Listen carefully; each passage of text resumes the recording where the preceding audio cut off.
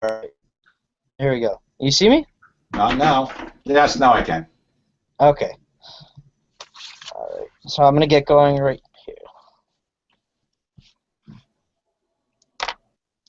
Hi, my name's Harrison Lohman. I'm an associate producer at The Agenda with Steve Bacon, and I'm here today with Professor David Zussman. He is Jarislowsky Chair in Public Sector Management at the University of Ottawa. He's also a recent author. The name of the book is Off and Running: The Prospects and Pitfalls of Government Transitions in Canada. How are you today, Mr. Zussman? Very well. How are you? Pretty good, pretty good. Well, we brought you here today to ask you about who's running the show, essentially, when an election is underway. And I know you've written about this extensively, both what happens once the writ is written up or dropped, and then sort of the transitional period as governments change power.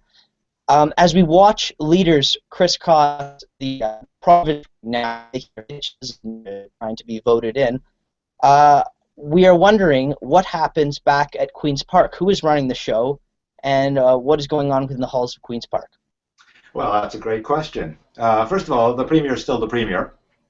And so regardless of what's going on in the hustings, the Premier is still in charge of managing the government. But in this particular case, as it is at all during all elections, the Premier delegates a lot of responsibilities to the Secretary of the Cabinet. And through a number of conventions that we have in Canada, particularly at the federal level, but also at the provincial level, there's a general understanding, known as a Caretaker Convention, that governments will not do a number of things during this period of time that they might do when the House is sitting, or when they're meeting regularly as members of the Cabinet. For instance, the governments typically will decide during election campaigns not to make any major spending decisions, and also typically they will not make any serious appointments. That is to say, they won't make any appointments that are of significant nature to the government. And this is a long-standing tradition. I think that has worked pretty well in Canada.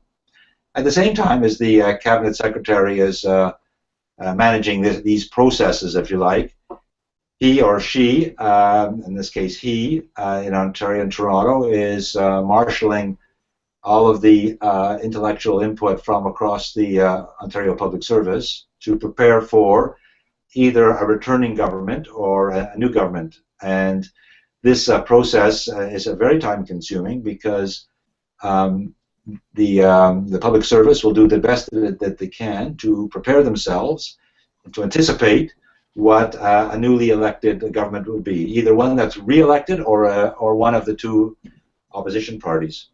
I should also say parenthetically that the political parties are also preparing transition plans that are independent of the election process, and that is to say they are beginning to put some form around their aspirations should they should they be successful and win the election on June the 12th.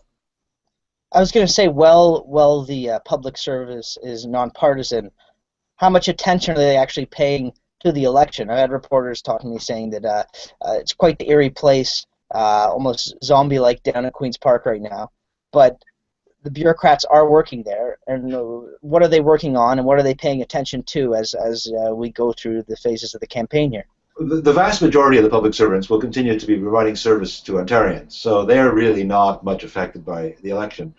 For those who are typically in significant policy jobs, most of them will be very closely monitoring the election, trying to anticipate what the agenda might be for an elected government. So they are probably paying a whole lot of attention to the speeches, particularly that the leaders are making out on the hustings, and probably also paying attention to a lot of the important leaders, generally of each of the three political parties that possibly could win the next election.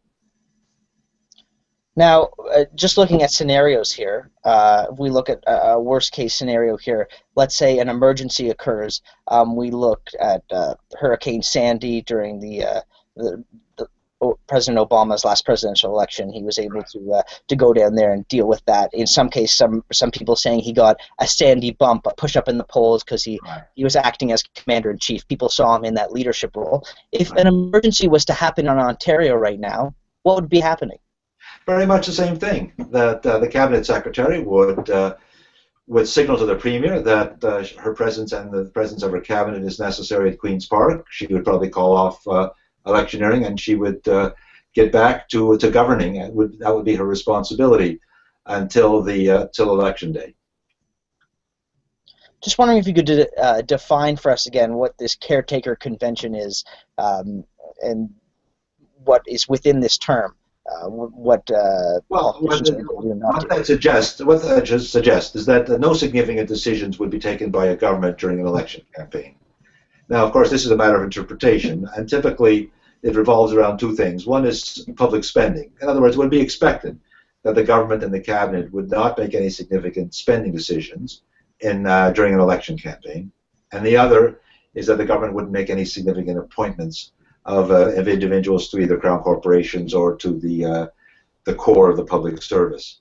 And as I said, this has been a long-standing tradition in Canada, and I can't think of a single example where this caretaker convention has been broached over those years.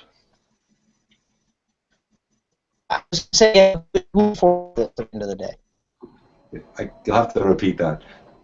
Who enforces the caretaker convention? Well, there is no really enforcement mechanism, frankly. That's the value of a convention. But the secretary to the cabinet, Peter Wallace in this particular case, would be the one who has the full responsibility for its administration. So in the sense that he's going to have to exercise his best judgment as to whether a proposal that might come forward from the government would be seen as a significant change or significant decision, at which point he might question its validity and have a conversation with the premier about that. I know a former senior civil servant, Mel Kapp, has often said that caretaker convention characterizes it as quite ambiguous. It relies a lot on judgment. I'm wondering if we should be concerned about something like this. Does it require more detailed? Should it be codified? Should there be changes to caretaker convention? Well, that's a very good question. I personally agree with Mel Kapp and others who have spoken out on this issue, arguing that in fact Canada would benefit from some codification, some explicit policy, if you like, regarding caretaker conventions, much that exists now in Australia and the UK. So it really wouldn't be very difficult for us to borrow some of these concepts from other parliamentary Westminster systems and use that here. But I would say, generally speaking, unfortunately, we really have not had too many issues that I can recall where we've had to actually put the Secretary of the Cabinet in an awkward place. Just lastly, moving to the next phase here, the election takes place, a party's put in power, they then come to Queen's Park and approach civil servants who have been working while the election has been going on. Right. And these I guess essentially hyper-partisan politicians who have been out on the hustings, pushing their agenda forward, or then meeting the civil servants for the first time. Can you describe that exchange, the back and forth there? Well, that's a really important issue that you're raising. First of all, I think we have to recognize that whoever wins the election is going to be exhausted from this rather long election campaign. But at the same time, they're going to be extremely energized by having won, and they'll want to put their agenda in place as fast as they can. So the role of the public service is, first of all, to demonstrate its neutrality by welcoming the new government, promising its total support of the government and its agenda, and, if they've been paying attention during the election campaign, helping the newly elected government, new ministers of the Crown, implement their policy agenda. That will take some time, and there's always a very awkward moment around the first meeting between the deputy minister and the newly appointed minister.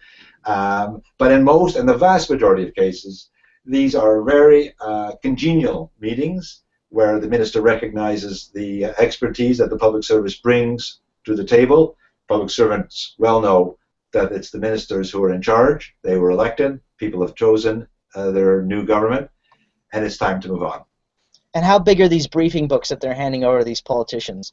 In my view, they're typically too big for anyone to observe, including the political staff. And my advice has been over the last couple of years to suggest that one go easy in the early weeks of a newly elected government. It's far more important to establish a good, strong working relationship, find out what the government's priorities are, and then slowly and in time feed them all of the information that's well contained in those fat and thick briefing books. Just lastly, all the preparations they'd made for alternatives, other scenarios where other parties they expected that they would get into power, those are, I assume, thrown out in the trash.